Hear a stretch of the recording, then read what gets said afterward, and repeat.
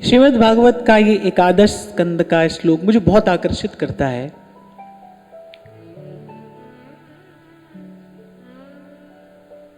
जब भगवान ने उद्धव जी को संकेत कर दिया अपने स्वधाम गमन का,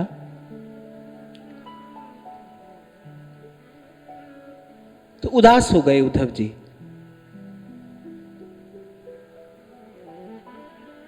भगवान ने कहा कि तुम तो परम ज्ञानी हो, और जिसके जीवन में ज्ञान का सूर्य उदय हो गया है उसके जीवन में निराशा या हताशा का अंधकार कैसे रह सकता है। भगवान ने कहा आप तो मुझे तत्व से जानते हैं। ऐसा हम उस दिन बात कर रहे थे ना, गीता में भगवान कहते कहते कोई होता है, मनुष्याणाम सहस्रेषु कश्चित् यतति सिद्धयः यततामपि सिद्धानाम कश्चिन् माम वेत्ति तत्वतः। कोई होता है जो मुझे तत्व से जान पाता है। तो भगवान ने कहा कि आप क्यों उदास होते हैं। मुस्कुराते हुए श्री कृष्ण पूछ रहे हैं, क्या तुमको भी मेरी माया से डर लगता है, इसलिए उदास हो कि कहीं तुम मोहित ना हो जाओ, कहीं तुम भ्रमित ना हो जाओ। तो नेत्रों में भाव का जल भर के उद्धव जी कह रहे हैं, त्वयोपभुक्त स्रग्गंध वासोलंकार चर्चिता।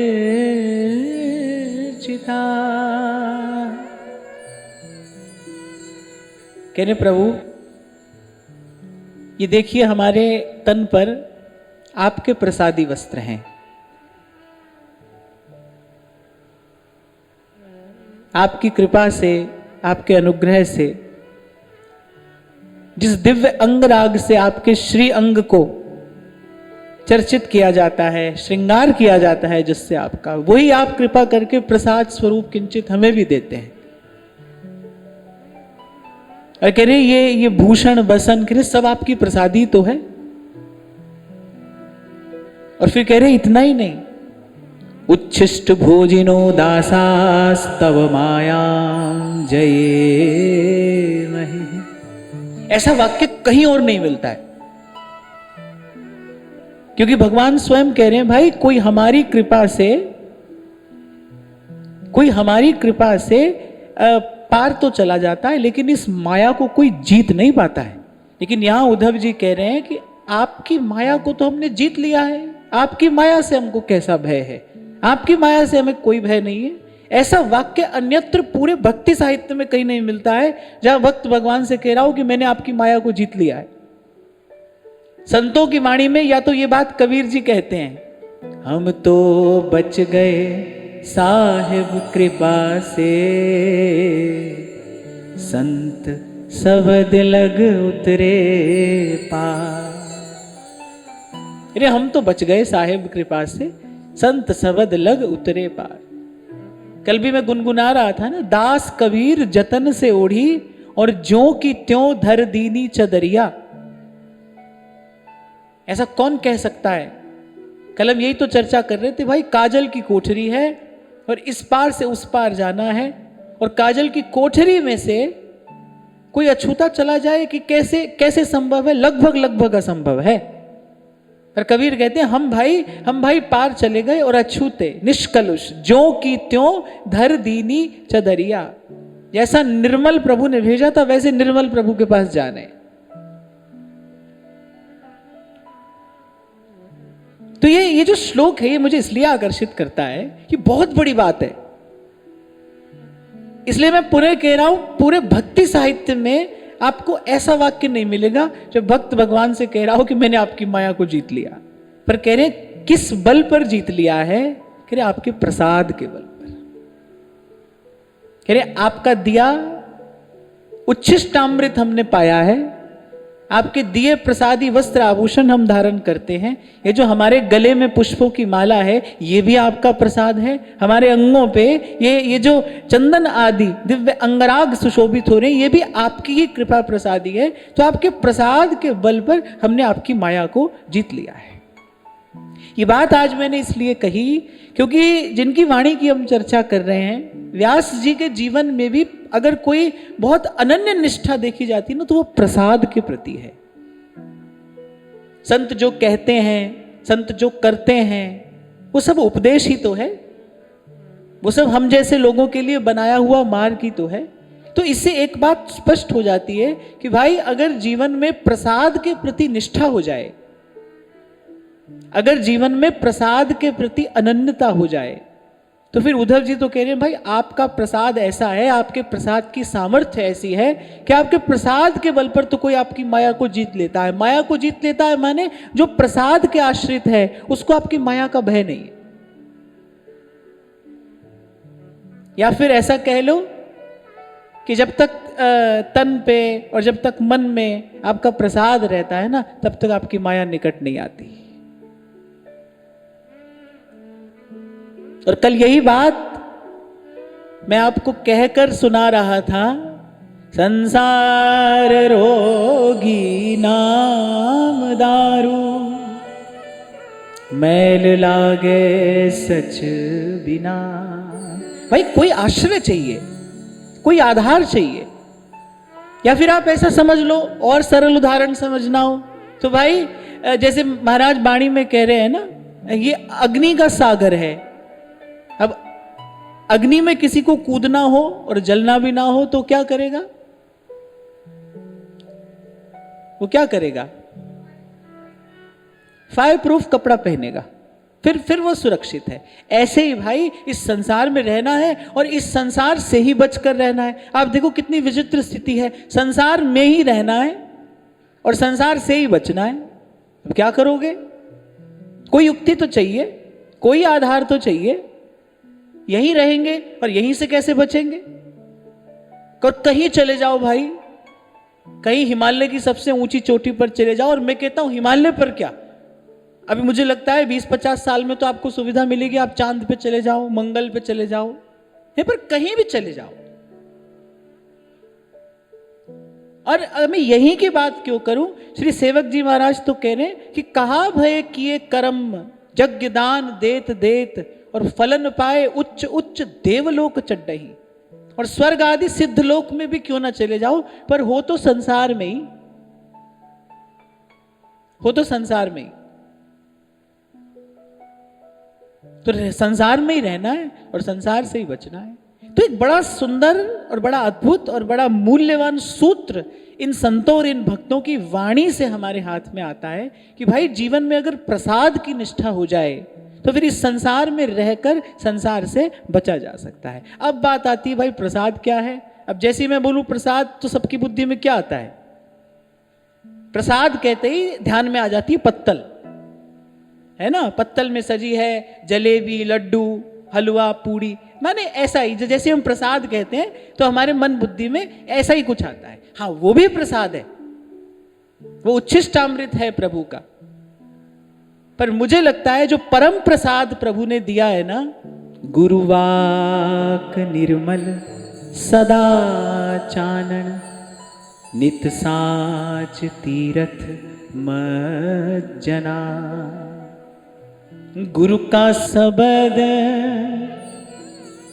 न मेट कोई, कह नानक नानक हर सो। जो परम प्रसाद है ना, वो तो गुरु के मुख से जो शब्द आपने श्रवण किया है ना, वो है। कह रहे जीवन में अगर उस प्रसाद का आश्रय बना रहे। मैं तो पहले दिन से आपसे कहता हूं ना भाई, यहां आओ तो सत्संग ही प्रसाद है, यही भाव लेकर आओ। आप प्रसाद पाने ही जा रहे हो। ये जो यहां से कहा जा रहा है सब प्रसाद ही है, संतों ने दिया है, संतों ने दिया है, भगवान ने भोग लगाया है इनका। ये जितनी सब बातें यहां से कही जा रही है ना, इनको प्रभु ने स्वीकार किया है। तो ये प्रभु का भोग लगाया हुआ, प्रभु का आरोगा हुआ, ये उच्छिष्टामृत है, संतों ने हमें दिया है। मैं तो केवल प्रसाद बांटने का काम कर रहा हूं ना, प्रसाद तो संतों ने दिया है। तो ये जो एक एक शब्द है ये प्रसाद है। हाँ, जो प्रभु को भोग लगाकर पाते हैं वो भी प्रसाद है। प्रभु का कोई वस्त्र आभूषण प्रभु की कृपा से मिल जाए वो भी प्रसाद है। पर जो परम प्रसाद है, कहे वो जो गुरु वाक निर्मल सदा चानन और नित साच तीरथ मजना, नित साच तीरथ मजना। सार की बात यह है भाई प्रसाद रहेगा जीवन में, आपके जीवन में प्रसाद रहा तो फिर दूर रहेगी भगवान की माया। प्रसाद के निकट भगवान की माया नहीं आती। जब कालिया के शीश पर अपने चरण चिन्ह छोड़ दिए ना नट नागर ने, जब कन्हैया ने अंकित कर दिए अपने चरणों के चिन्ह कालिया के मस्तक पर, भगवान ने कहा जा अब तू प्रसाद है, अब तुझे किसी का भय नहीं है, अब तुझे न माया का भय है और अब न तुझे काल का भय, अब तू प्रसाद है। और मैं तो कल भी आपसे यही कह रहा था भाई, कुछ ऐसा हो कि हमारा जीवन ही प्रसाद हो जाए। और फिर व्यास जी ने तो भाई बहुत उमग उमग कर प्रसाद की महिमा गाई है, क्योंकि व्यास जी तो कहते हैं भाई हमारा तो जग जंजाल प्रसाद ने ही छुड़वाया। लगे हुए थे ओरछा से आए हुए ब्राह्मण पीछे, भाई आपको वापस लेकर ही जाएंगे, आपको लिए बिना नहीं जाएंगे। और जब बहुत दिन तो व्यास जी टालते रहे, लेकिन जब वो नहीं टले, क्योंकि वहां पीछे राजा का आदेश था, राज आज्ञा थी कि लिए बिना लौटना नहीं तो सबको दंड दिया जाएगा। और जब बहुत दिन तक जब नहीं माने व्यास जी और टाल मटोल करते रहे, तो एक दिन ब्राह्मणों ने कहा कि भाई आज आप राजभोग के बाद चलते हैं तो ठीक है, नहीं तो हम सब जमुना जी में कूदेंगे, ब्रह्म हत्या आपको लगेगी, अब आप देखो आपको क्या करना है। अब व्यास जी ने कहा भाई ये तो हम फंसे, अब इतने ब्राह्मण अगर जमुना जी में कूद जाएंगे तो सच में इनकी ब्रह्म हत्या हमको लगेगी।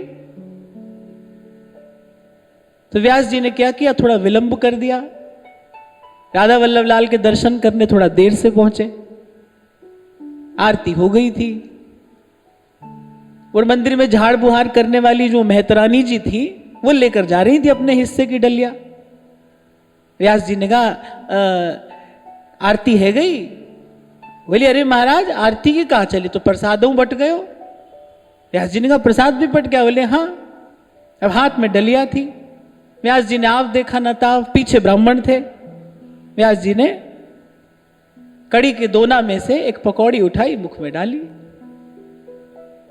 अब बस खुसर फुसर शुरू हो गई। उन्होंने कहा ये क्या किया इन्होंने। अब भाई वो समय ऐसा था, बड़ा आदर था वर्णाश्रम व्यवस्था का, ब्राह्मण ब्राह्मण की तरह रहेगा, क्षत्रिय क्षत्रिय के जैसा रहेगा, माने ऐसी व्यवस्था उस समय थी। अब उन ब्राह्मणों को लगा कि ये इन्होंने क्या किया, तो ब्राह्मणों ने आपस में वहीं मंदिर के द्वार पर ही खड़े परामर्श कर लिया। बोले चलो राजा को समझा देंगे। बोले ये अब ब्राह्मण ही नहीं है, ये तो ब्राह्मण ही नहीं रहे। और व्यास जी कह रहे भाई हम तो ये कब से कह रहे हैं कि व्यास ही ब्राह्मण जिन गिनो हरि भक्तन को दास। बोले मैं ब्राह्मण हूं ही नहीं, मैं तो हरि भक्तों का दास हूं, क्योंकि ब्राह्मण क्षत्रिय वैश्य शूद्र जब तक अपने मन में ये जाति का अभिमान बना है तब तक तो कोई भगवान का भक्त हो ही नहीं सकता। कबीर पहले ही कह गए कि भक्ति करे कोई सूरमा जात बरन कुल खोए। बोले तीन बात भूल कर कोई भगवान का भक्त हो सकता है, भूल जाए कि मैं किस जाति में मेरा जन्म हुआ है, क्योंकि उच्च कुल में जन्म हुआ होगा तो उच्च कुल में जन्म लेने का अभिमान होगा, यदि किसी हीन कुल में जन्म हुआ है तो फिर हीनता की भावना होगी, माने इंफीरियोरिटी कॉम्प्लेक्स। बोले दोनों ही मन को अस्वस्थ करने वाले हैं, अभिमान भी मन को अस्वस्थ करेगा और वो हीन भावना भी मन को अस्वस्थ करेगी। सबसे पहले तो ये भूल जाए भाई किस जाति में मेरा जन्म हुआ है। फिर बरन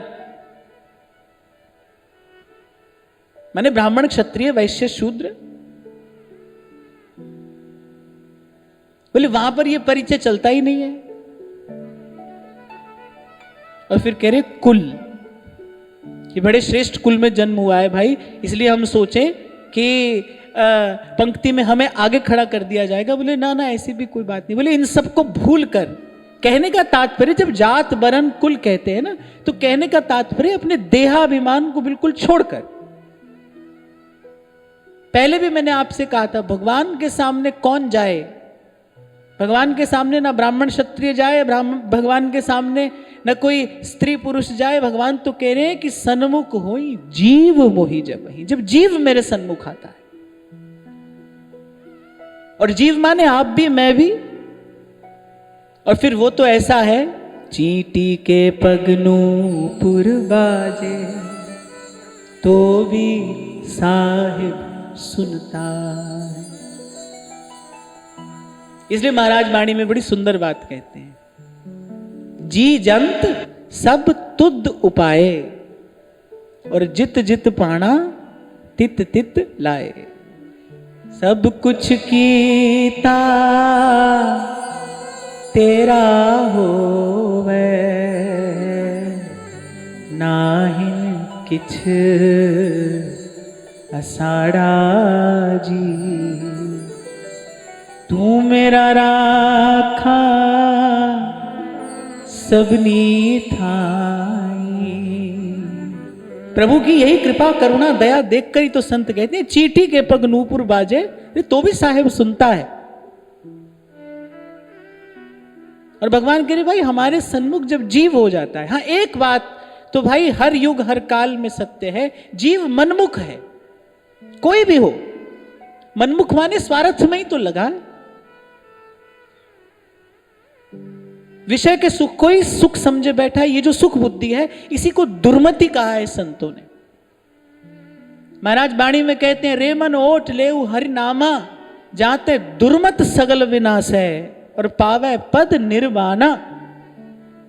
जाते दुर्मति सगल विनाश है। दुर्मति क्या है, कुमति क्या है, जिसके लिए संत कह रहे कुमति कूप में पतन था। कह रहे दुर्मति के उस अंधे गहरे कुएं में हम गिरे थे, वो दुर्मति क्या है। कह रहे जो विषय में सुख बुद्धि है ना, यही दुर्मति है। यही मति का विकार है, जब संसार के विषय में सुख बुद्धि है। सुख बुद्धि माने लगता है कि इससे सुख मिलेगा।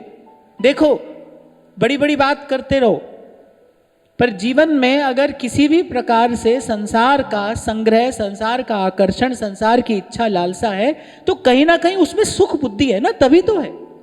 हाँ तो अगर हमारे जीवन में चेष्टा है, हम दौड़ रहे हैं अगर संसार की तरफ, इच्छा है अगर मन में, आकर्षण है, तो भाई ये दुर्मति का ही तो लक्षण है।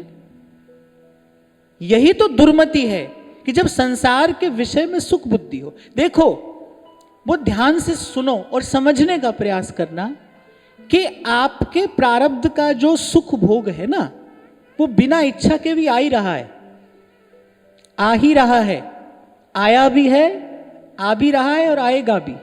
अन मांगा आगे आवेगा।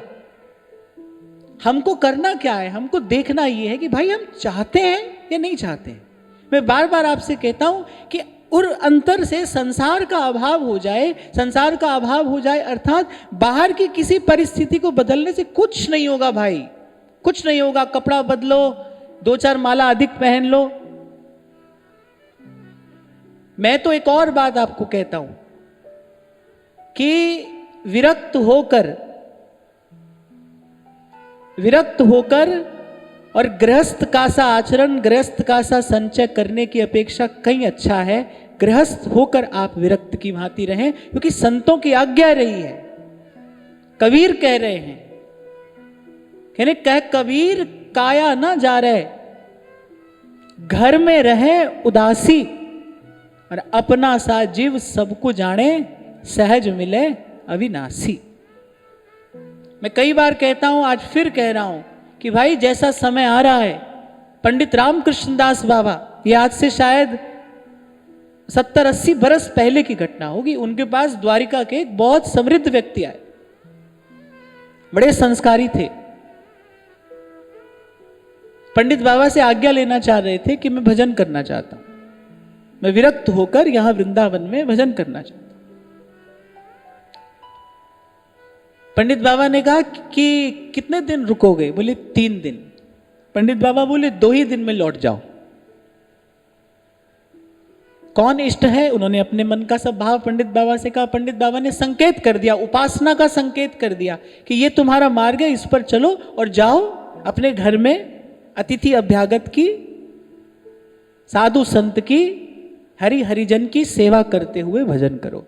जब वो व्यक्ति चले गए ना, तो पंडित बाबा के पास उनकी सेवा में एक महात्मा रहते थे, शिष्य वो किसी को बनाते नहीं थे। तो उन्होंने कहा कि आपकी स्वयं की इतनी अनन्य निष्ठा है ब्रज में, ब्रज से बाहर की आप एक वस्तु स्पर्श नहीं करते। जब कोई आया है तो आपने उसको ब्रजवास ना देकर वापस उसके नगर में भेज दिया, ऐसा क्यों? पंडित बाबा ने कहा ये बहुत संस्कारी पुरुष है, ये जहां भी रहेगा वहां साधन कर सकता है। और फिर पंडित बाबा ने उन व्यक्ति को क्या कहा, बोले बेटा हमारी तो निभ गई, अब आगे नहीं निभेगी, बड़ा विपरीत समय आएगा, युग का धर्म है, काल में बड़ा भारी विकार उत्पन्न होगा, समय विकृत हो जाएगा, परिस्थितियां विकृत हो जाएंगी। तो भाई मुझे तो ऐसा लगता है कि क्योंकि जात किसे नहीं पूछनी, क्या पहनकर भजन किया है ये कोई नहीं पूछेगा, कितना किया है ये भी कोई नहीं पूछेगा, सच्चे मन से किया है कि नहीं किया है, प्रभु को चाहते हो कि नहीं चाहते हो, बस बात इतनी है। उनको एक प्रीत की सच्चाई से काम है। तो मैं तो पहले भी कहता आया हूं, आज फिर आपको कह रहा हूं, और विशेष रूप से माताएं बहनें, उनके लिए तो मैं पहले से यही कहता हूं, आज भी कह रहा हूं, आगे भी कहता रहूंगा। भाई पहले तो सबसे अच्छी जगह है घर। आप कहते हो घर में प्रतिकूलता है, प्रतिकूलता तो भाग्य में है, तो भाई संसार में कहीं भी आपका पीछा नहीं छोड़ेगी। मैं तो कहता हूं कि गुरुजनों की शास्त्र की आज्ञा में रहकर थोड़ा कष्ट सहना भी पड़े तो सह लो, कोई बात नहीं, क्योंकि सहत सहत बाढ़ है भगति। उस दिन भी हम चर्चा कर रहे थे, गीता में भगवान ने कहा है भाई काम क्रोध को जीतना नहीं है, काम क्रोध को सह लेना है। कोई प्रतिकूल परिस्थिति आती है तो उसको सह लेना है।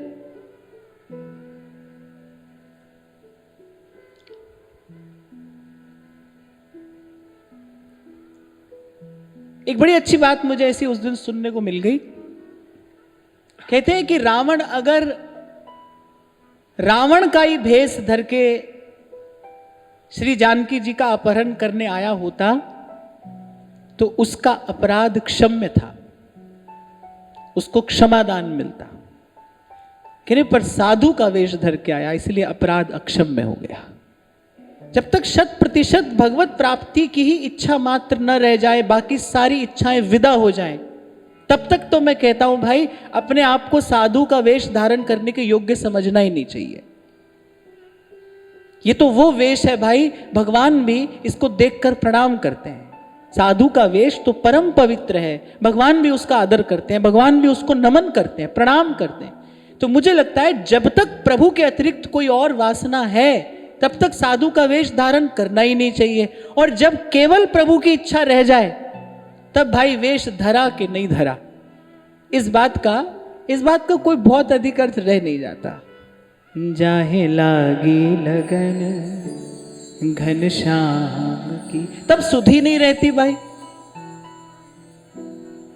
क्योंकि जिनको केवल एक प्रभु की ही चाह रह जाती है उनकी दशा तो फिर ये देखने में आती है, छाप तिलक सब छीनी रे मुझसे नैना मिलाए। मैं केवल कहना ये चाह रहा हूं, आप कोई अन्यथा अर्थ न लेना इसका। मैं केवल ये कहना चाह रहा हूं भाई अपने प्रति ईमानदार रहिए। तोरा मन दर्पण कहलाए, जग से चाहे भाग ले कोई पर मन से भाग न पाए। फिर सुख की कलियां दुख के कांटे, मन सबका आधार, और मन से कोई बात छुपे ना मन के नैन हजार। आपका मन कैसा है, आपका मन क्या चाहता है, आप जानते हो। ऐसा ना कहो, ऐसा नहीं कहो कि हमें नहीं पता कैसे हो गया। नहीं, आपको पता है, आप जानते हो। अगर ऐसा नहीं होता तो मेरे महाप्रभु जी नहीं कहते रे तू बालक नहीं भर्यो सयानप, कह रहे भर्यो सयानप, चतुराई से भरा है। अरे काहे कृष्ण भजत नहीं नीके माने सुंदर रीति से, सुंदर रीति से माने निर्मल रीति से। बोले प्रभु का भजन सीधा सच्चा होकर क्यों नहीं करता? ठाकुर जी ने कभी कहा कि भाई हमारे सामने ऐसा ही बन के आओगे तो हम स्वीकार करेंगे। वो तो कह रहे सन्मुख होई जीव मोई जब ही जन्म कोटि अग ना सही तब ही। कितनी सुंदर बात सूरदास कह रहे हैं।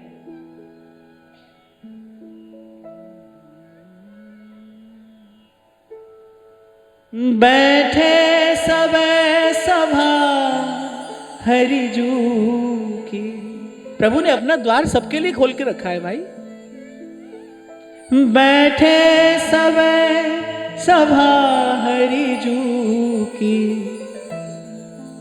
कौन बड़ों को छोट बड़ी है राम नाम की ओट बड़ी है राम नाम की ओट। आप में छोटे बड़े नहीं हैं, बोले राम नाम की हरि नाम की ओट बड़ी है। तभी संत कह रहे हैं रे मन ओट ले हूं हरि नामा, जाते दुर्मत सगल विनाश है, पावे पद निर्वाणा रे मन ओट ले हूं हरि नाम। नहीं तो भाई कल भी हमने गाया, खूब गाया। पढ़े रे सगले वेद, नहीं चूके मन खेद, इक खिन ना धीरई मेरे घर के पंचा। ओ कोई ऐसा रे भगत जो माया ते रहत, इक अमृत नाम मेरे हृदय सिंचा, इक अमृत नाम मेरे हृदय सिंचा। मैं केवल इतना ही कहना चाह रहा था कि भाई जब तक प्रभु के अतिरिक्त कोई और इच्छा है तब तक तो भाई साधु के वेश को दूर से प्रणाम ही करिए। और ये केवल मेरा व्यक्तिगत विचार है, आप ना मानने में बिल्कुल स्वतंत्र हैं। ये तो मैं अपनी ओर से कह रहा हूं। मुझे ऐसा लगता है कि भाई उस वेश को धारण करने के लिए बहुत ऊंची योग्यता चाहिए, बड़ी ऊंची पात्रता चाहिए। और जब कोई और इच्छा न रह जाए तो फिर संत कह रहे हैं, कह रहे गुदड़ी जो उड़ाई तो वही ओढ़ कर बैठे, और दे दिया है शॉल तो फिर शॉल में खुश हैं, और पूरे हैं वही मर्द जो हर हाल में खुश है। बोले ऐसे रखो वैसे रखो जैसे रखो जहां रखो। और मेरे महाप्रभु जी भी यही बात ही तो कहते हैं, बोले जहां रखिए जहां राखो तहां रहो, मान सुख रास है। भगवत रसिक देव कह रहे हैं स्वर्ग नर्क अपवर्ग आस नहीं त्रास है। बोले न तो हमें कहीं की आशा है ना कहीं से डर है, और जहां राखो तहां रहो, और रोते धोते नहीं रह रहे हैं।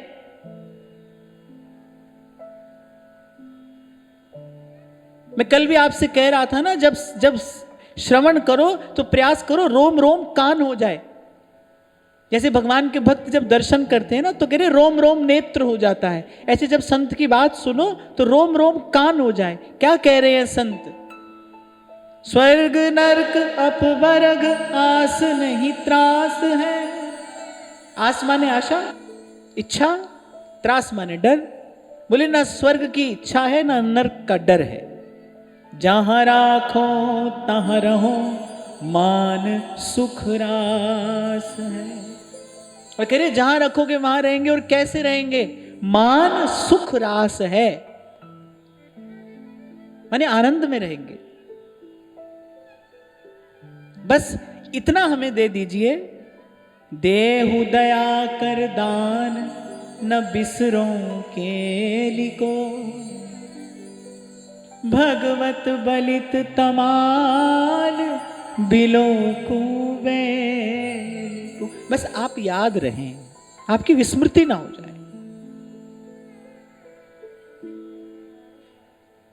क्या है ना कि कर्ता बने रहने का जीव को जन्म जन्म का अभ्यास है। वो सोचता है मैं ही करने वाला हूं, मैं ही करता हूं, मैं ही करने वाला हूं।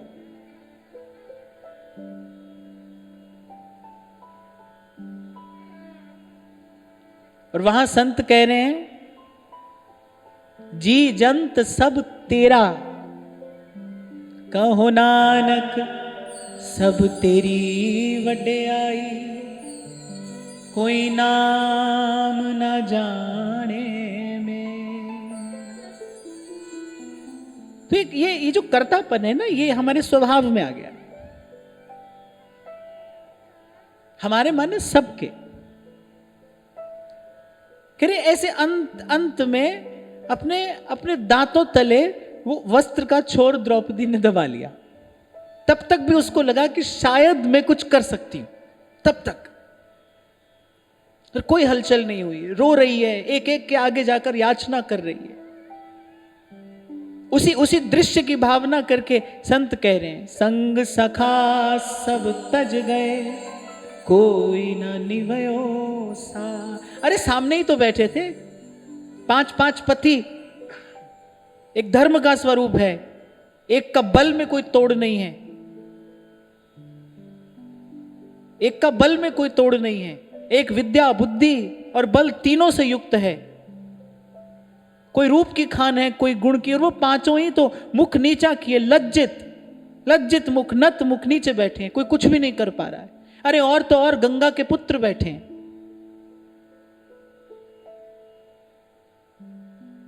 धर्म के मर्म को जानने वाले लोग बैठे हैं। माने भगवान ने दिखाया, बोले देखो धर्म हो, कर्म हो, बल हो, बुद्धि हो, विद्या हो,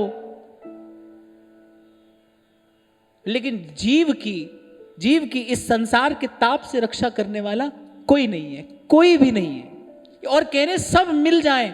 देखो कैसी लीला भगवान ने की, सबको एक सभा में बिठाया।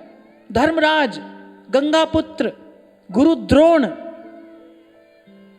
हस्तिनापुर का राजदंड, सबको भगवान ने एक जगह पर इकट्ठा कर दिया। और भगवान ने कहा देखो जब विपदा पड़ती है जीव पर, ये सब भी एक और हो जाए तो भी जीव की रक्षा नहीं कर सकते, नहीं कर सकते। इसलिए संतों ने इन्हीं घटनाओं से देखकर सीखा, भाई फिर इस ओर देखना ही क्यों है। हो जा को मीत साजन है समिया, तिस जन को काहे की कमियां। आहा,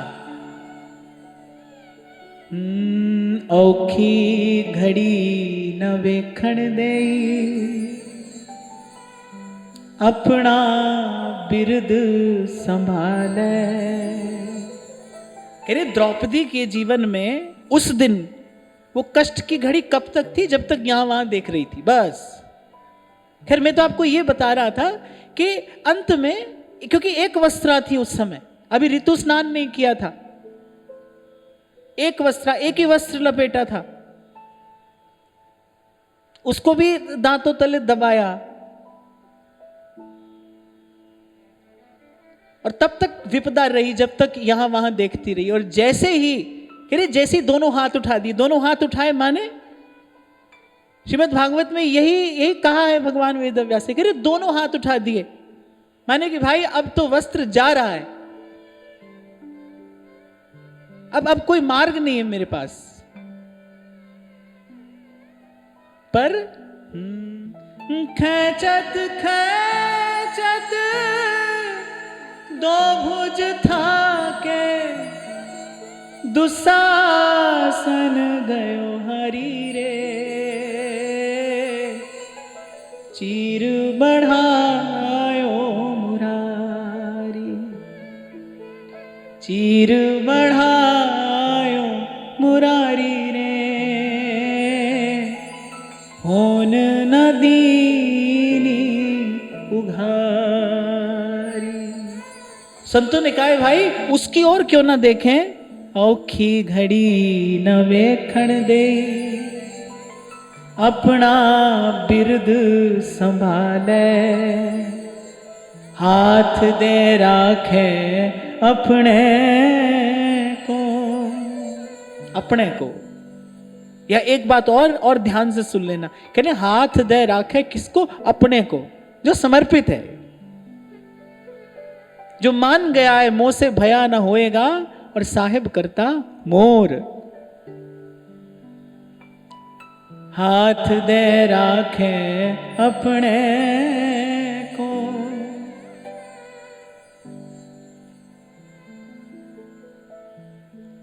और संत कहते हैं भाई उसकी जैसी संभाल कौन करेगा? सांस सांस प्रतिपाले। कितना प्यार, कितना वात्सल्य माँ बालक पर लुटाती है, पर फिर भी भाई बालक बीमार पड़ ही जाता है ना, बालक को चोट लगी जाती है ना, बालक को पीड़ा हो ही जाती है। पर कह रहे प्रभु कैसी संभाल करते हैं? सांस सांस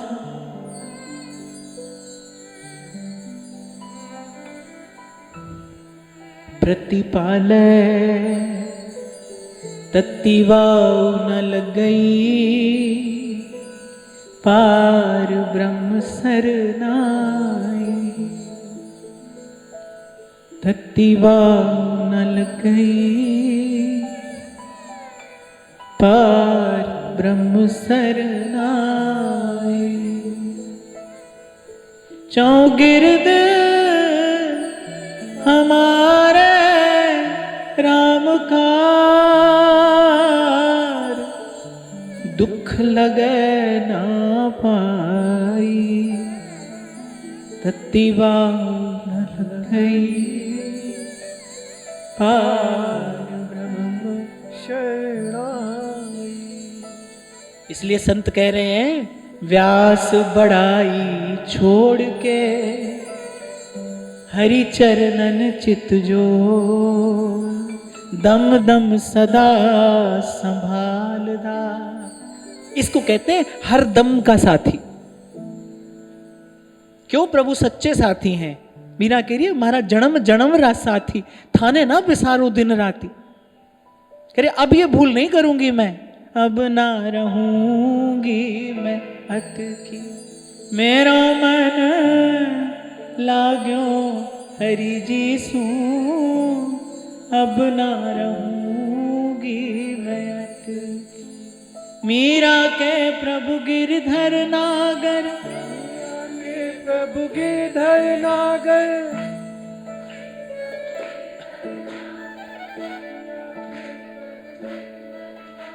देखो मीरा गिरधर गोपाल कहते कहते नाचती रही ना, ऐसे मीरा का स्मरण होते ही मन अपने आप नाचने लगता है। उनके पदों में कुछ ऐसा है, उनके शब्दों में कुछ ऐसा है। इसीलिए मैं कहता हूं भाई कि कबीर के शब्दों में जैसे अनहद का नाद है ना, ऐसे ही मीरा के शब्दों में प्रेम का संगीत है। मीरा के प्रभु गिरधर नागर, मीरा के प्रभु गिरधर नागर। जन्म मरण सू छुटगी मेरो मन, लाग्यो हरि जी सू, अब ना रहूंगी मैं अटकी। मेरो मन लाग्यो हरि जी सू, अब ना रहूंगी मैं अटकी। मेरो मन लाग्यो हरि जी सू, अब ना रहूंगी मैं अटकी। मेरो मन लाग्यो हरि जी सू, अब ना रहूंगी मैं अटकी। ऐसे तो पूरा ही पद बड़ा सुंदर है, अद्भुत है, पर पहली और अंतिम पंक्ति जो है ना उसमें सब समा जाता है। गुरु मिला रे दास जी, दीनी ज्ञान की गुटकी।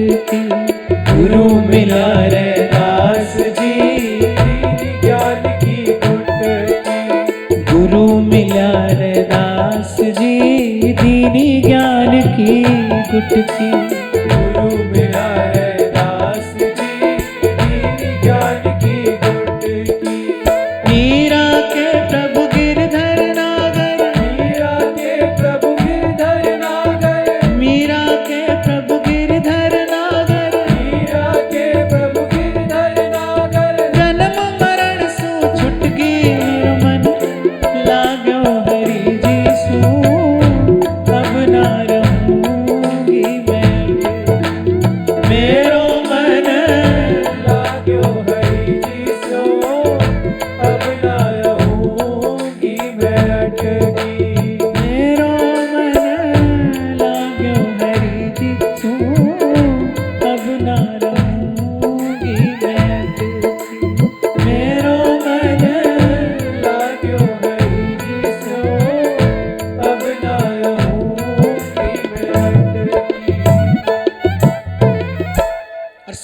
करके कहते हैं व्यास जी उन्हीं भक्तों का, नामा के कर पे पियो खाई ब्रज की छाक, व्यास कपट हरि ना मिले नीरस अपरस पाक। इसलिए भाई जो करने से प्रभु रीझे वो करना है। जो सब करते आए हैं, सब कर रहे हैं, ये एक और मानव मन की दुर्बलता है। मानव मन कैसा है, उसको लगता है जो भीड़ कर रही है ना वो ठीक है, जो सब कर रहे हैं वो ठीक है। ऐसा नहीं होता, हर बार ऐसा नहीं होता। आज देखो ऐसा समय आ गया, आप बुरा मत मानना, और चलो मान भी जाओ तो क्या होगा। आज ऐसा समय आ गया कि देखो बाहर हम देखते हैं कि माताओं बहनों के लिए भी अब ऐसे अनुचित खाना पीना आम बात हो गई है। अब एक समय ऐसा आएगा, अब देखना, एक समय ऐसा आएगा जब समाज का एक बहुत बड़ा वर्ग, जिसको आप मेजॉरिटी कहते हैं, वो लोग वैसा ही खान पान और वैसा ही आचरण करने लगेंगे। पर मेजॉरिटी के वो करने से वो ठीक थोड़ी हो जाएगा, वो नैतिक रूप से ठीक थोड़ी हो जाएगा। जो गलत है वो तो गलत ही रहेगा ना। माने बहुत अधिक लोग करने लगे तो कोई काम ठीक हो जाए ऐसा तो कोई आवश्यक नहीं है। इसीलिए मैं कुछ देर पहले आपको कह रहा था ना भाई, समय में बड़ी भारी विकृति आ रही है और बड़ी तीव्र गति से आ रही है, और इसको रोकने वाला कोई नहीं है, क्योंकि युग का धर्म है। इसलिए बार बार आपको कहता हूं भाई, बाहर कुछ बदलने का प्रयास मत करना, बाहर की दौड़ धूप व्यर्थ है।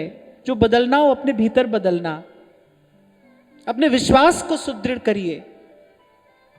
संतों ने जो मार्ग दिया है उस मार्ग पर निष्कपट मन से चलना है।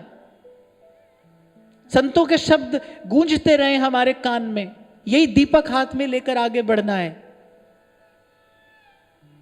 तत्ती वाव न लग गई पार ब्रह्म सरनाई, उसी के आश्रय में, उसी के भरोसे में रहकर चलना है। जहां प्रभु रखें भाई, वो जिस परिस्थिति में रखें, और भूलना नहीं है, दम दम सदा संभालदा।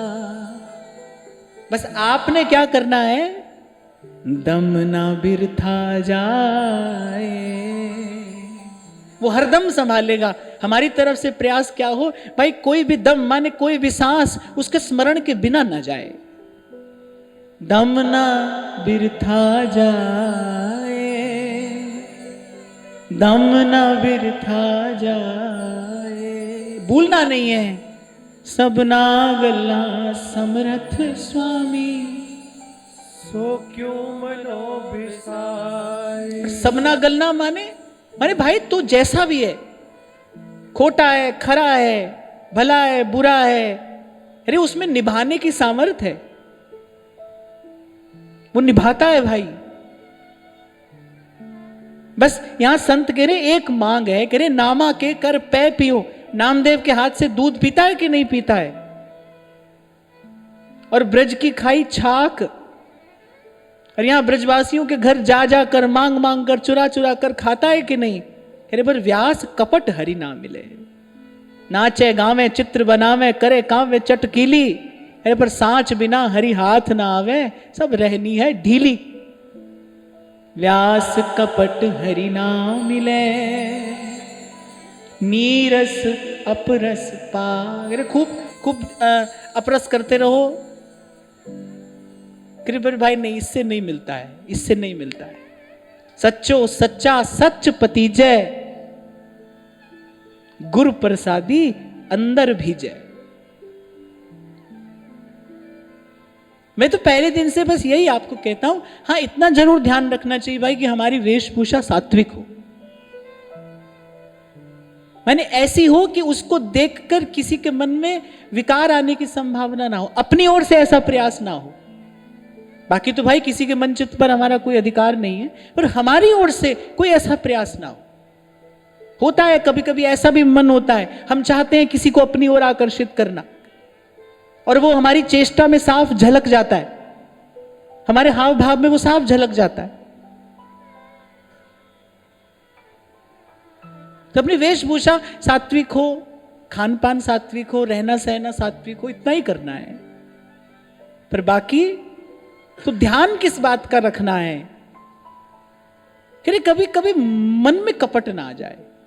थोड़ा करे, अधिक करे, जितना करें, पर प्रभु के लिए करे भाई, बस। ये जो घटनाएं घटी कालक्रम में, मैंने कहा ना, आप देखो भगवान ने एक सभा में सबको लाकर बैठा दिया। बल, बुद्धि, विद्या, धर्म, नीति, सब के सब विदुर जी उस सभा में बैठे हैं, सब के सब उस एक सभा में हैं, पर कोई न निभयो साथ। बात यहां पर केवल यह समझनी है भाई, हमारा हितैषी, हमारा संगी, हमारा साथी है कौन? कौन है? जिनसे आज तक संबंध बनाते आए, निभाते आए। पहले ही मैंने आपको कहा भाई, जो दुख सुख आना है वो तो आ गया, आ रहा है और आएगा। बिना कहे आएगा, खूब बचो तो भी नहीं बच पाओगे। तो मैं कहता हूं कि भाई ये दौड़ धूप करनी क्यों है? अपना मन, अपनी बुद्धि और अपने संकल्प करने क्यों है? क्यों नहीं आज से, अभी से, यहीं से पूरा पूरा सीधा सच्चा समर्पण प्रभु के चरणों में हो जाए।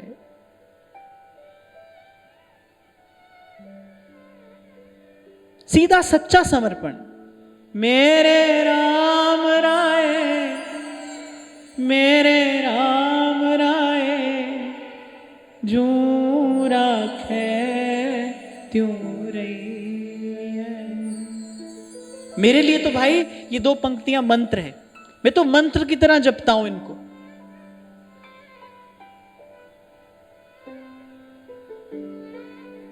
तुद पावे ता नाम जपावे, सुख तेरा दिता लइए, सुख तेरा दिता लइए। क्योंकि भाई हमने भी जब तप पूजा पाठ सब करके देखा, तो उसके साथ साथ अपने मन की उछल कूद भी देखी है, वो भी हमने देखा है।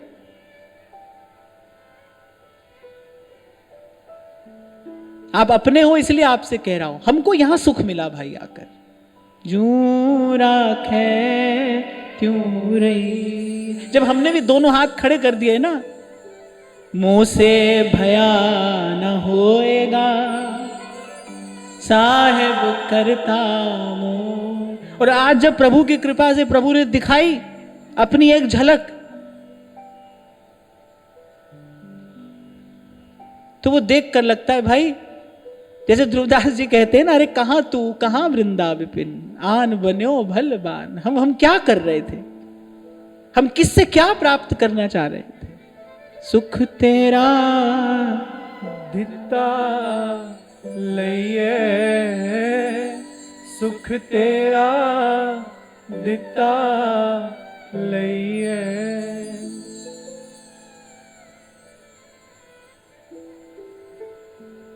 भजन का आनंद महान है, गरिष्ठ है, उत्कृष्ट है, पर मिले उसे जिसे दे भगवान। प्रभु जिसको दे।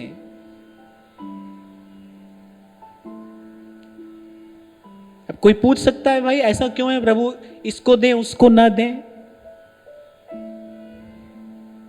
तो मैंने कहा ना, एक दिन ऐसी पूछा ठाकुर जी से, किससे मिलते हो आप? मिलते भी हो कि नहीं मिलते, या ये सब ऐसे ही भरम रहे हैं? किससे मिलते हो आप? और मिलते भी हो कि नहीं मिलते? बोले अरे मिलते कैसे नहीं है, हम तो मिलना ही चाहते हैं, हम तो सदा ही मिलना चाहते हैं। किससे मिलते हैं? माने जोगी से मिलते हैं, जपी से मिलते हैं, तपस्वी से मिलते हैं, सन्यासी से मिलते हैं, गृहस्थ से मिलते हैं, विरक्त से मिलते हैं, किससे मिलते हैं?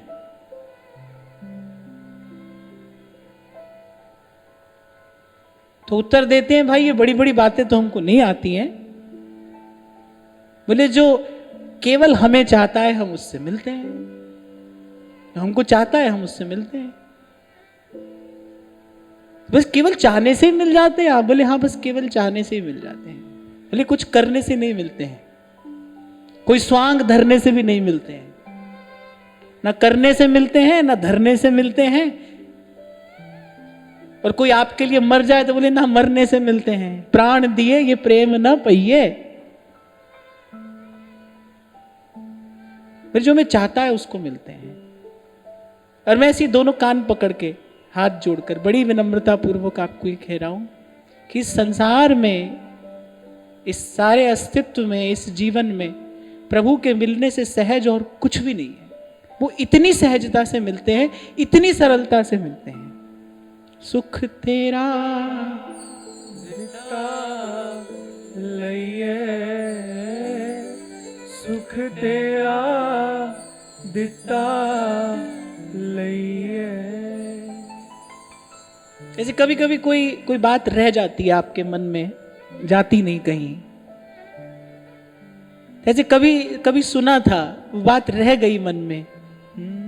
प्यार नाल ओनू कोई बुलांदा नहीं, फेर कहंदे मुरली वाला आंदा नहीं। बड़ी सहजता से मिलते हैं भाई, बड़ी सरलता से। मैंने कहा ना, जब कर कर हार्यो अनेक बहु भांति, छोड़त कतहु नाही, और एक बात सुनी ताकि ओटा, साध संग मिट जाए।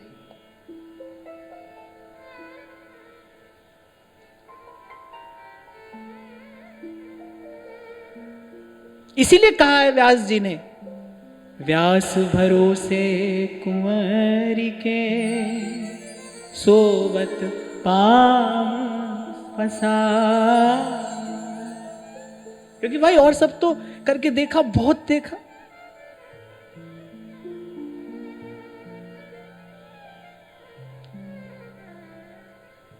और एक बड़ी सुंदर बात व्यास जी अपने एक पद में कहते हैं, ये प्रसंग उपस्थित हुआ है तो मैं कह रहा हूं। और जब मिलते हैं तो व्यास जी कहते हैं, क्या देते हैं? जैसे सुख मोहन हम ही दिखावे।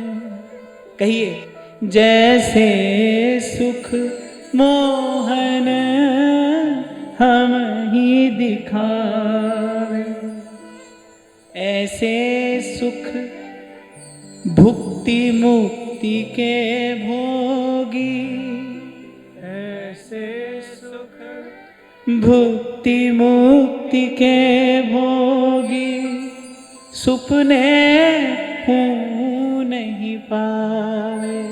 बोले भुक्ति मुक्ति के भोगी ऐसा सुख स्वप्न में भी नहीं पाते, जैसे सुख मोहन हमें ही दिखावे। ऐसा सुख हमारा प्रियतम हमको देता है।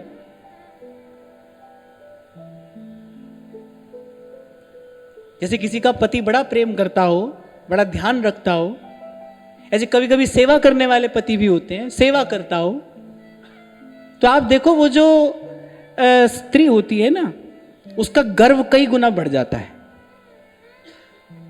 ऐसे व्यास जी कह रहे हैं, कह रहे जैसे हमें हमारा प्रियतम सुख देता है ना, जैसे सुख मोहन हम ही दिखावे, जैसे सुख मोहन हम ही दिखावे।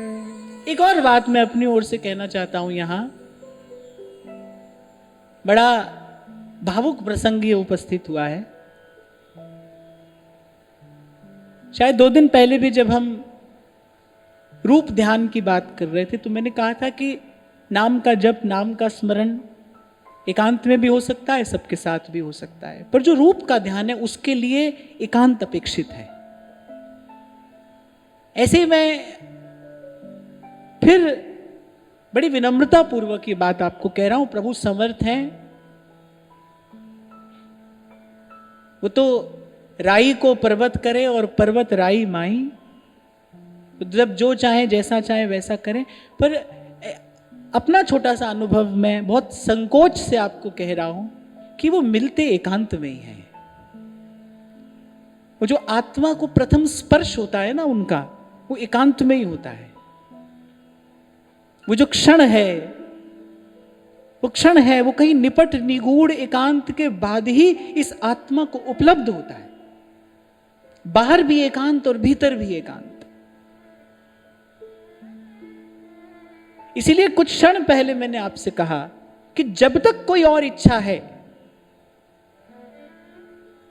तब तक अपने आप को कैसे योग्य समझे, कैसे पात्र समझे। और जब कोई और इच्छा ही नहीं रही, जब कोई और इच्छा रही ही नहीं,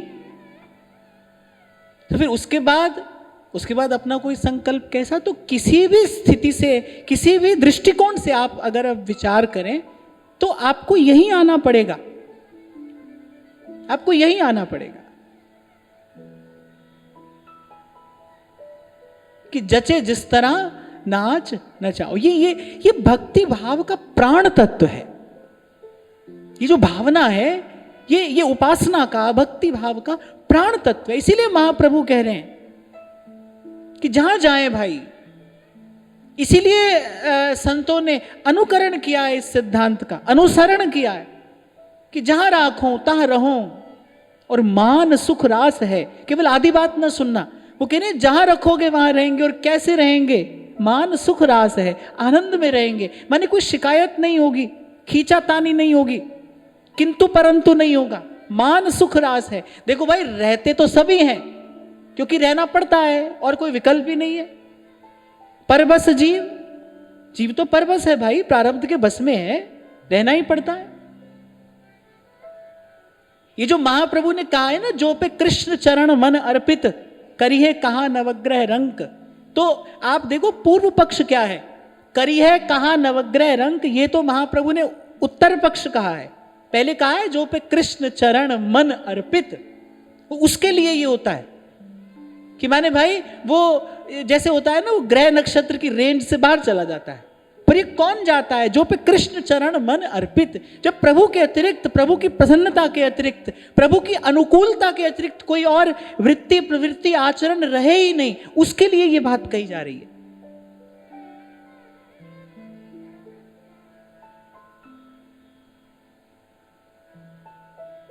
हाँ, एक बात है, ये इतनी बात आप बना सको कि भाई ना रहे जीवन में कोई शिकायत, जहां राखो तहां रहो, मान सुख रास है। ये बात मैं इसलिए भी कह रहा हूं, मुझे कहनी पड़ रही है क्योंकि दिन प्रतिदिन अब भाई बाहर की परिस्थिति पर दृष्टि तो रहती है, देखते तो हैं ही बाहर क्या हो रहा है। अनेक लोगों के पत्रों के माध्यम से भाव भी मुझ तक पहुंचते रहते हैं। जितना मुझसे संभव हो पाता है मैं उत्तर भी दे देता हूं। तो मैं देखता हूं कि भाई सारी भागदौड़ के बाद भी कोई विशेष सफलता नहीं मिलती है व्यक्ति को। क्यों नहीं मिलती है? इसीलिए नहीं मिलती है। आप सोचो ना, आप अपने संकल्प से, आप अपने बल से ये दुस्तर सिंधु पार कर जाओगे, नहीं होगा भाई, नहीं होगा, ऐसा नहीं होगा। आपको अपना किंतु परंतु छोड़ना पड़ेगा। ये यहां से आपको आरंभ करना पड़ेगा। जहां राखो तहां रहो, मान सुख रास है। रोज तो गाते हो आप, जिनको वृंदा विपिन है, कृपा तिन्हि की हो। वृंदावन में तब ही तो रहन पाई है सो। भाई जिनका वृंदावन है, और मैं तो ये निवेदन आपको करूं कि श्री जी की इच्छा हो जाए तो भाई रोकने वाला कौन है? कौन रोकने वाला है? तिनका बयार के बस है, फिर कौन रोकने वाला है? पर प्रभु की इच्छा कब होती है, किसके लिए होती है? हाथ दे राखे अपने को, सांस सांस प्रतिपालय। जो अपनी चिंता छोड़ दे फिर उसकी चिंता प्रभु करते हैं। हम तो अपनी बुद्धि लगाए जा रहे हैं, यहां से लड़े वहां से झगड़े। कभी कभी कोई लिखकर भेजता है, भाई इतनी प्रतिकूलता है घर में, क्या करें? भाई घर में प्रतिकूलता नहीं है, कोई व्यक्ति प्रतिकूल नहीं है, कोई परिस्थिति प्रतिकूल नहीं है, भाग्य प्रतिकूल है और भाग्य अपने किए हुए कर्म का परिणाम है। भाई कहां तक बचोगे, कैसे बचोगे? बचने का एक ही तो तरीका है कि लीजिए तरु चरण छाया, इनके चरणों की छाया में चले जाइए। और इनके चरणों की छाया में प्रकृति किसको जाने देती है? कह रहे जो सर्वात्म समर्पण के लिए, अपने आत्मोत्सर्ग के लिए प्रस्तुत है, उसके लिए द्वार खोलती है प्रकृति। इसीलिए मैं कह रहा हूं भाई, किसी भी दृष्टिकोण से आप विचार कर लो, ये तो करना ही पड़ेगा और ये तो होना ही चाहिए। जहां राखो तहां रहो, मान सुख रास है। देखो, जब मैं स्कूल कॉलेज में पढ़ता था, कभी मैंने सोचा था कि भाई ठाकुर जी हमें यहां बैठा देंगे? कभी स्वप्न में भी ऐसी बात नहीं थी, कभी नहीं। और फिर जब तक यहां वहां भ्रमण करते रहे तो भी ठाकुर जी ने बहुत सफलता दिलाई, उसके लिए भी कभी नहीं सोचा था। और इतनी शीघ्र ऐसे श्री जी कृपा करके और अपने सन्निकट वृंदावन धाम में अपने चरणों में रख लेंगी, ऐसा भी कभी नहीं सोचा था। हमने जो सोचा था वो तो कुछ हुआ ही नहीं। तो अब कम से कम इतना तो सीख लें भाई, हमारे सोचे से जब आज तक नहीं हुआ फिर सोचना ही क्यों है? महर्षि आपने शायद उस दिन कहा था ना, स्वामी जी कहा करते थे कि जो चाहते हैं वो होता नहीं है। कितनी सुंदर बात है ये, आहा। अरे भाई, हम जो चाहते हैं वो तो होता नहीं है, जो होता है चलो हमारे चाहने से हो भी जाए तो वो रहता नहीं है। हमने चाहा ऐसा हो जाए, चलो वो हो भी गया, कितने दिन रहा? चाहने से होता नहीं है, हो जाए तो रहता नहीं है, और बड़ी देर तक रह जाए तो फिर वही भाता नहीं है। आज जिसके पीछे भाग रहे थे, चलो मिल भी गया, कितनी देर के लिए भागेगा वो? मैं तो भाई दर्शन किए बैठा हूं अपने जीवन में, आसपास की परिस्थितियों से सीख लेना चाहिए ना। कल मरे जा रहे थे जिसके पीछे, आज उसका चेहरा भी देखना नहीं चाहते हैं। तो भाई जो चाहते हैं वो होता नहीं, जो होता है वो रहता नहीं, जो रहता है वो भाता नहीं, सुहाता नहीं है। मूल में क्या है? बात शुरू कहां से हुई थी? ये सारा क्लेश शुरू कहां से हुआ? जो चाहते हैं, जो चाहते हैं। भाई अपने चाहने से कुछ हुआ ही नहीं। और मुझे तो कहने में कोई संकोच नहीं है भाई, मेरे जीवन में तो मेरा एक भी प्लान ठाकुर जी ने सक्सेसफुल नहीं होने दिया। हमने जो सोचा वो तो कभी हुआ ही नहीं। तो हमने इतना सीख लिया भाई, हमारे सोचने से ना हो रहा है ना होगा, मुंह से भया ना होएगा। तो ये बोझ अपने सर से उतारो और दाल रोटी खाओ और हरि का गुण गाओ। सुख तेरा दिता लिए। और भाई ये बोझ उतारते ही हम सुखी हो गए, सुख पाया, रहम तेरी सुख पाया। कोई शिकायत नहीं है भाई कि हमारा संकल्प प्रभु ने सफल नहीं होने दिया। हमारे संकल्प तो द्वंद्व परख ही थे, वो तो हमें कहीं और ही ले जाकर छोड़ते। अनबोलत मेरी बिरथा जानी, अपना नाम जपाया। कह नानक गुरु बंधन काटे, बिछरत आन मिलाया। ठाकुर तुम सरनाई आया, तुम सरनाई आया।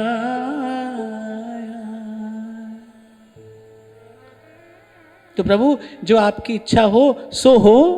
हम तो आपसे इतना कहते रहेंगे, जी विधिनाथ होहि हित मोरा, करऊं सुबेग दास मैं तोरा, करऊं सुबेग दास मैं तोरा। जिहि विधि प्रभु प्रसन्न मन होई, करुणा सागर कीजिए सोई, करुणा सागर कीजिए सोई। ठीक कहा है किसी ने भाई, रास्ता तो बड़ा सीधा है, मोड़ तो सारे मन में है, मोड़ तो सारे मन के हैं, मन कुटिल है। इसलिए रे मन ओट लेहु हरि नामा, जाते दुर्मति सगल विनाश है, पावे पद निर्वाण। एक बार सब कहिए, बड़ी है हरि नाम की ओट, बड़ी है हरि नाम की ओट, बड़ी है हरि नाम की ओट, बड़ी है हरि नाम की ओट। बैठे सब सभा हरि जू की, बैठे सब सभा हरि जू की, कौन बड़ो को छोट, बड़ी है हरि नाम की ओट, बड़ी है हरि नाम की ओट, बड़ी है हरि नाम की ओट। बड़ी है हरि नाम की ओट। तो भाई ना मैं बड़ा हूं ना आप बड़े हो, हरि के नाम की ओट बड़ी है। जो जन हरि के हो रहे और हरि की करते कार, अनुभवी संतों की वाणी है, जो जन हरि के हो रहे, हरि की करते कार, योग क्षेम उनका सभी करते हरि संभार। और मैं फिर दोहरा कर अपने शब्द आज के इस सत्र को विराम दूं कि भाई कितना कितना निष्कपट वात्सल्य होता है मां के हृदय में बालक के लिए। प्रतिकूल से प्रतिकूल परिस्थिति में भी मां कभी बालक का अहित नहीं चाहती, पर फिर भी देखने में आता है बालक को चोट लग जाती है, बालक बीमार हो जाता है, बालक रुग्ण हो जाता है, कभी कभी चला भी जाता है, साथ भी नहीं रहता। पर कोई है जो सांस सांस प्रतिपालय, जो जीव का हर श्वास में प्रतिपालन करता है, उसकी रक्षा करता है, उसकी संभाल करता है। कुछ दिन पहले मैंने आपसे कहा था कि भगवान केवल सदा संगी नहीं है, भगवान सदा सहाय भी हैं। दम दम सदा संभालदा, दम न बिरथा जाए, दम दम सदा संभालदा, दम न बिरथा जाए।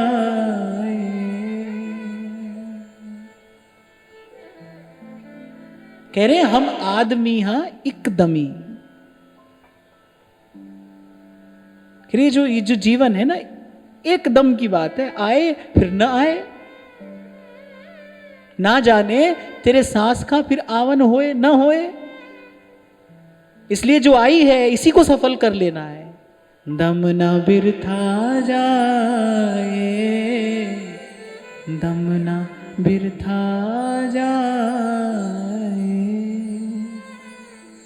आज की वार्ता यहीं प्रभु के चरणों में निवेदन करते हैं। महाराज श्री के चरणों में प्रणाम। आप सबके हृदय स्थित प्रभु को, भाव प्रभु को नमन।